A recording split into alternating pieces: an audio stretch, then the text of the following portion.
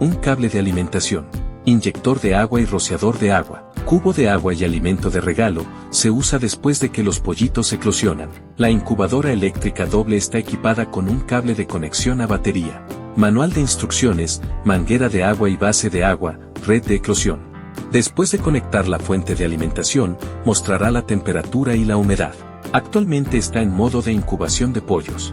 En los 4 modos de pollo, pato, ganso y paloma, no es necesario ajustar la temperatura. Mantener presionado el segundo botón de modo desde el final para realizar ajustes manuales. Continuar cambiando el modo a modo de temperatura constante. Este modo puede ajustar la temperatura. Presionar una vez el primer botón de configuración. Los números de temperatura parpadean. Se puede ajustar la temperatura según las necesidades. Después de ajustar, presionar nuevamente el botón de configuración para guardar. Cuando la humedad es baja, simplemente agregar agua. La humedad normal está alrededor de 60. La humedad entre 50 y 85 está dentro del rango normal.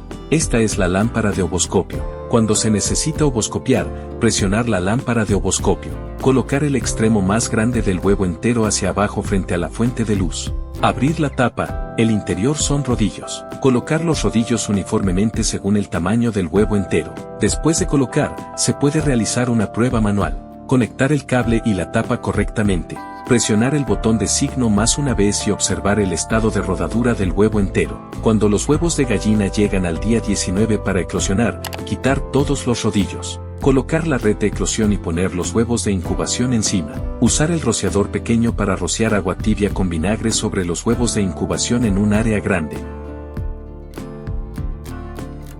Después de rociar, cerrar bien la tapa. La entrada de agua está en el lateral de la máquina, se puede agregar agua manualmente. Se puede cortar apropiadamente la abertura e inyectar medio recipiente de agua fría en cualquier agujero. También se puede elegir suministro de agua automático. Conectar una botella de Coca-Cola llena de agua a la base de suministro de agua. Después de apretar la botella, voltearla.